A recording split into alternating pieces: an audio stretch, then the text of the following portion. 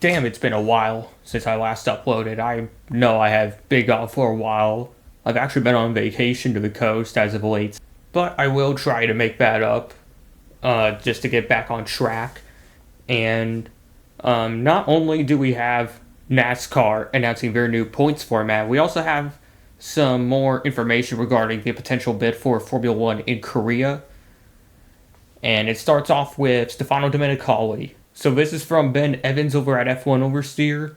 Apparently, Stefano Domenicali is keen on a certain country coming back to the Formula One calendar. So even though there's a lot of countries right now, like Thailand, Korea, and a bunch of other countries looking to get their way onto the F1 calendar, Stefano Domenicali said that he has no interest to expand the calendar beyond 24 races.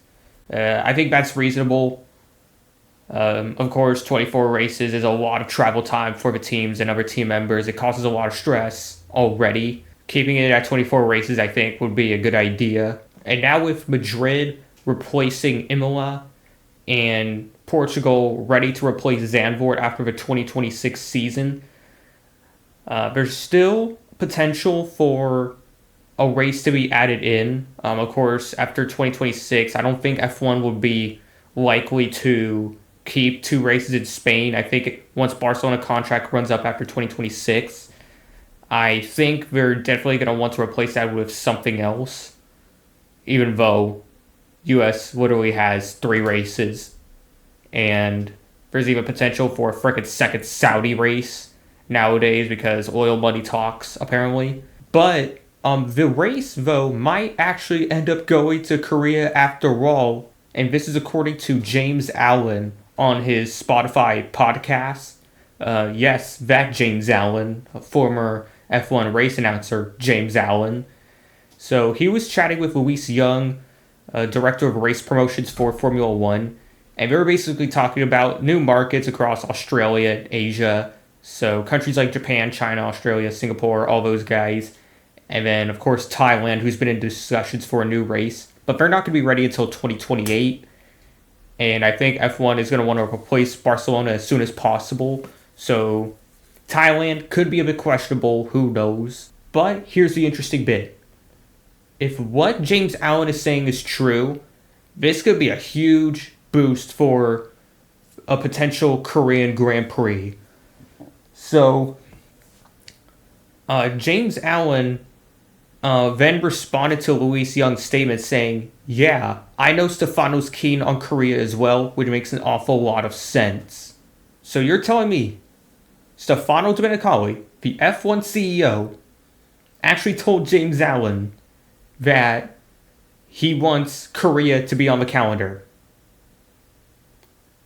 That is actually huge, because that basically says that even the big leaders are looking at a race over in Incheon, South Korea as a great opportunity. And of course, we still have a lack of information on where exactly the race will be held in Incheon, how the logistics and stuff are going to work and all of that, but that's a huge update. But I will say, of course, here in this last paragraph, which I'm going to point out, Red Bull might be particularly excited as they have won all 4 races in the country between 2010 and 2013. Fernando Alonso won the 2010 race for Ferrari. So, Ben, you might want to correct that as soon as possible. At least for me, that's a huge sign of things that could potentially come. I wish there's more updates coming out on this, on like how finances and what streets are going to be used for F1 in Incheon. I still think, despite others not being so friendly about this idea, I still think a street race in Incheon, as long as they use the right roads, as long as they use the right area within the Songdo business district, I think the race could be awesome. But now it's time for the real juicy bit. The chase is coming back to NASCAR. No more playoffs, no more eliminations. It is going to be a regular 10-race chase, just with a bit of changes compared to 2004. And here are some key changes before we actually go into points breakdowns. So The number of postseason drivers are going to stay the same for the 3 series. It's going to be 16 of the Cup Series, 12 in the O'Reilly Auto Parts Series, which used to be called the Xfinity Series, and 10 in the NASCAR Craftsman Truck Series. No winning you're in anymore. You have to get it on points. You have to be consistent. And as much as I hate chase formats and playoffs, I want a regular season points. I will say that is a big improvement. I'm glad that they're actually going to reward consistency more often. Still want that full season points format though. Postseason races is going to change a bit. 10 races still for the Cup Series, but it's going to be 9 for the O'Reilly Auto Parts Series instead of 7. And then it'll stick to 7 for the NASCAR Craftsman Truck Series. As for the regular points awarded for points position, it used to be 44 win, 35 per second, and then drops a point per position. Wins are now going to be rewarded 55 points. And then it drops down to 35 and so on. I'm not going to lie, that is a huge freaking, I don't know what to really say, swing in terms of points. I honestly can't believe it that they're going to actually reward that many points over second. And especially with the other positions not being changed, it's probably too severe of a change. Like, you're telling me you go from third to second, it's only 1 point difference. But then you go up to first, it's suddenly an additional 20 points. Like, that is probably, like, way too much. This isn't a video where I'm going to be talking about points formats the whole time. I don't want to dwell on that too much.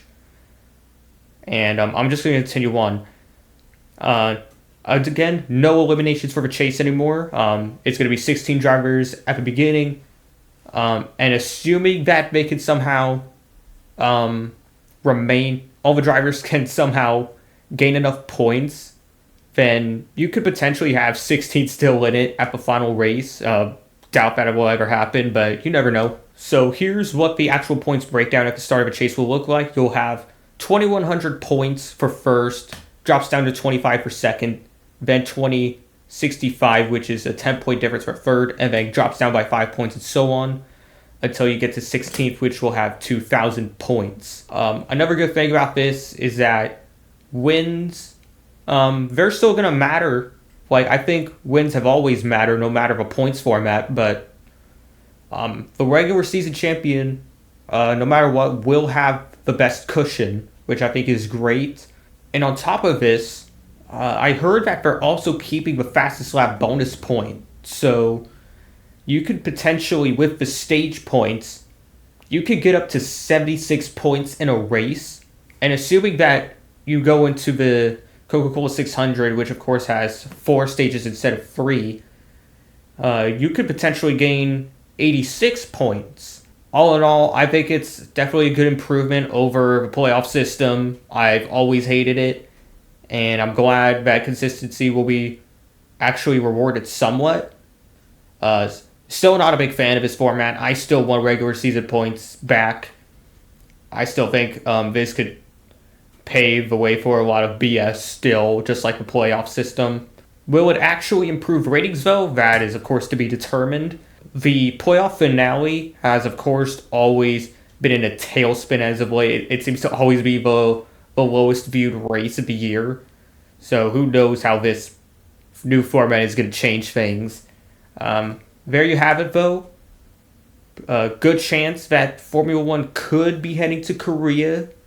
And key emphasis on could, of course. Anything can happen in the next couple of years. And we have a new points and chase system for NASCAR. Hope you all are able to leave your opinions on these things down in the comments below. And if you want to see more news updates for NASCAR and Formula One, please like and subscribe. It'll mean a lot to the channel. And I'll see you all another time.